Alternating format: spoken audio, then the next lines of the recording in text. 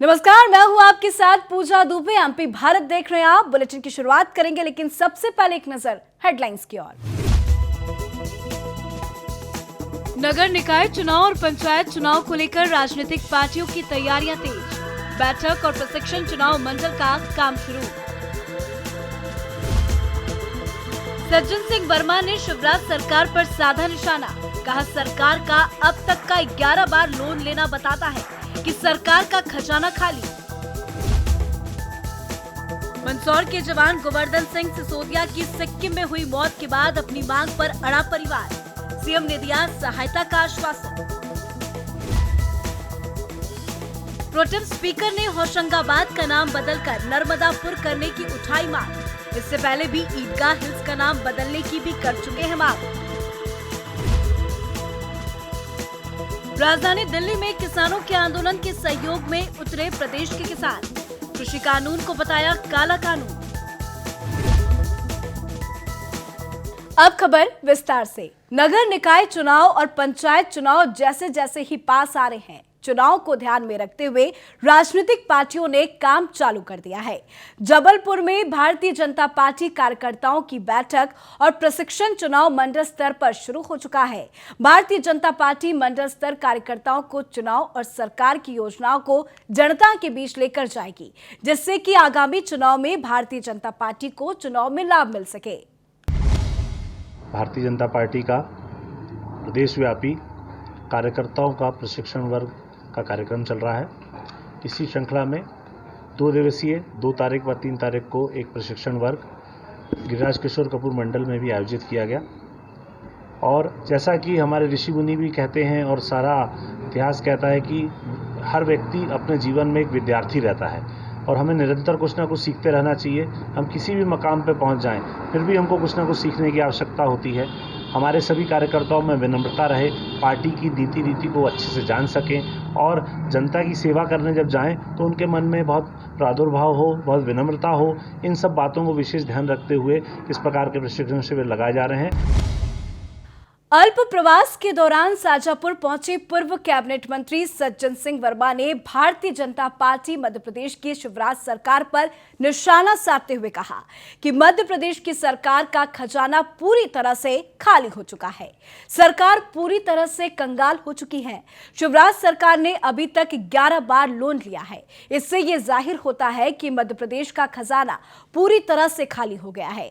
वहीं उन्होंने भारतीय जनता पार्टी पर कटाक्ष करते हुए कहा कि भारतीय जनता पार्टी ने कांग्रेस की योजनाओं का नाम बदल कर योजनाएं क्रियान्वित कर रही है।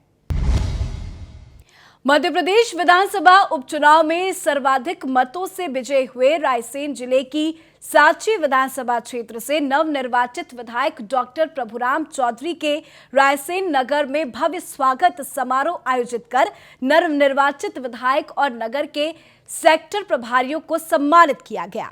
साथ ही सभी अतिथियों को स्मृति चिन्ह प्रदान किए गए। राजेंद्र दुबे जी जिन्होंने एक कार्यक्रम यहाँ पर आयोजित किया है और सिद्धार्थ जी जो हमारे अग्रवाल जी हैं उन्होंने उनके इस प्रांगण में, मैं राजेंद्र जी को धन्यवाद देना चाहता हूँ। उन्होंने ये आप सबको बुलाकर आज हम लोगों से उन कार्यकर्ताओं का सम्मान कराया जिन्होंने चुनाव के समय काफ़ी अहम भूमिका निभाई और उन्होंने इस चुनाव को, जैसा कि आप सब के सामने है कि जो उपचुनाव पूरे 11 प्रदेशों में हो रहे थे और बिहार में तो पूरे ही चुनाव हो रहे थे, 301 चुनाव थे। 301 चुनाव में यहाँ की जनता और आप लोगों की मेहनत ने भारतीय जनता पार्टी को यहाँ से सर्वाधिक मतों से जिताकर इस उपचुनाव में एक नाम लिख दिया कहना चाहिए।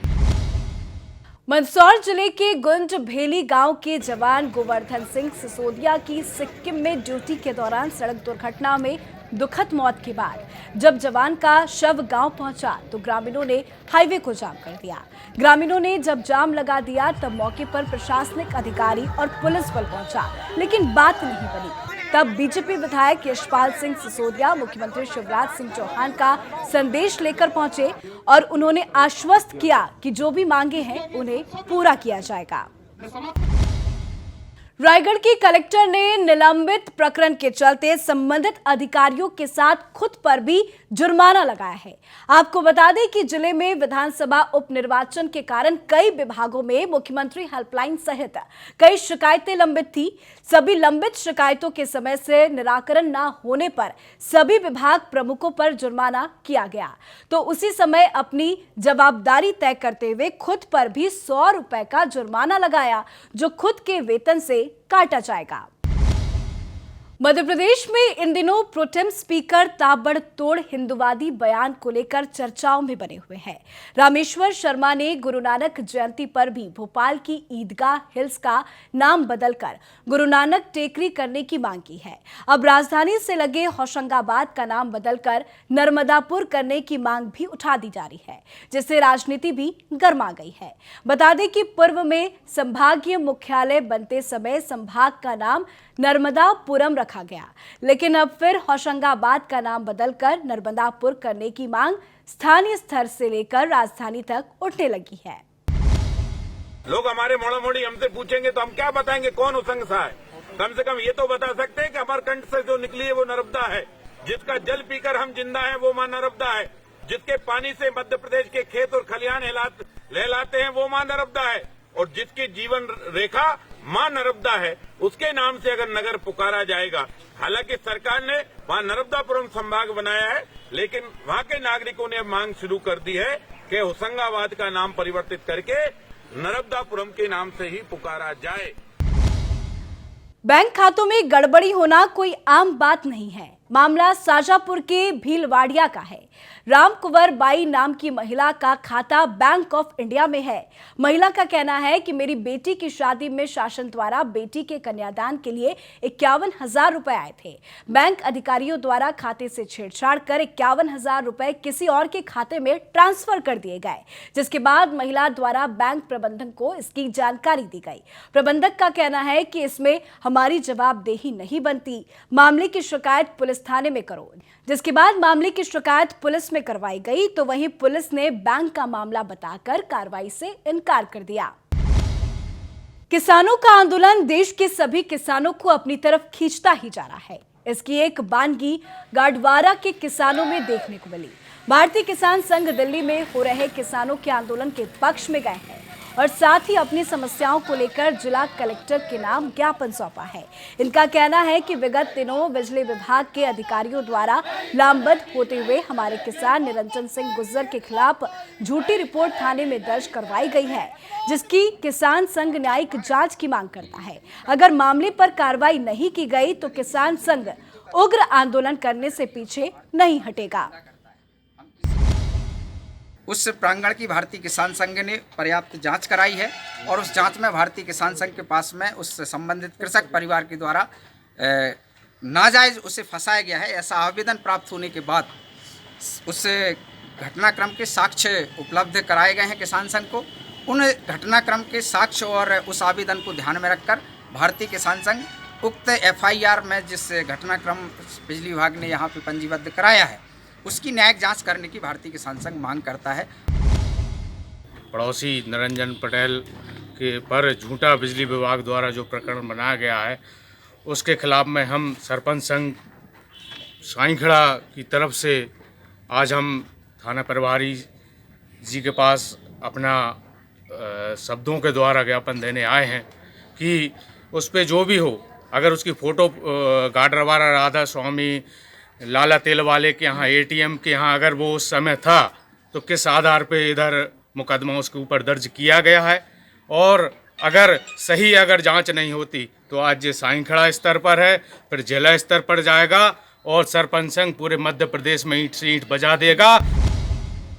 खबर डिंडोरी से है, जहां शासकीय स्नातक महाविद्यालय शहपुरा के MA अर्थशास्त्र के स्टूडेंट्स के रिजल्ट को रोक लिया गया, जिसको लेकर छात्रों में काफी आक्रोश देखने को मिला। छात्रों का कहना है कि हमारा रिजल्ट नहीं आया है, जिसकी शिकायत हमने विभाग के पुलिस बिमल कौशल से की। उन्होंने समस्या का समाधान कराने की बात कहकर 2,000 रुपए की मांग की है, जिसके बाद आक्रोश में आए सभी छात्रों ने और अखिल भारतीय विद्यार्थी परिषद के पदाधिकारियों ने श्योपुर एसडीएम अंजू अरुण कुमार विश्वकर्मा के नाम ज्ञापन सौंपा है और मामले पर जल्द कार्रवाई की मांग की है। यानी कि कॉलेज गए, वाइवा के लिए सर से पूछा गया कि हमारे नंबर पहुंचाए गए हैं कि नहीं पहुंचाए गए हैं, तो उन्होंने बोला कि पहुंचाया गया है लेकिन पावती हम नहीं दिखाएंगे। तो हमको यानी कि थोड़ा सा डाउट हुआ कि हम यानी कि पावती कोई प्रूफ ही नहीं दे रहे हैं, तो हम उनके खिलाफ ऑब्जेक्शन उठाने लगे। फिर उन्होंने हमसे 2000 रुपये की मांग भी की कि क्या बोलते हैं, अगर तुमको रिज़ल्ट चाहिए है तो आप लोग सभी 2000 रुपये आके जमा कीजिए, नहीं तो आपका रिज़ल्ट नहीं मिलेगा। मामला ये है कि यूनिवर्सिटी मेरे तरफ से किसी प्रकार की कोई पैसे की मांग नहीं की गई है। छात्रों के द्वारा जो आरोप लगाए गए हैं ये बेबुनियाद हैं। ये जो जानकारी है विश्वविद्यालय की तरफ से जो फीस लगती है उसी की जानकारी यहाँ पे छात्रों को अवगत कराया गया था।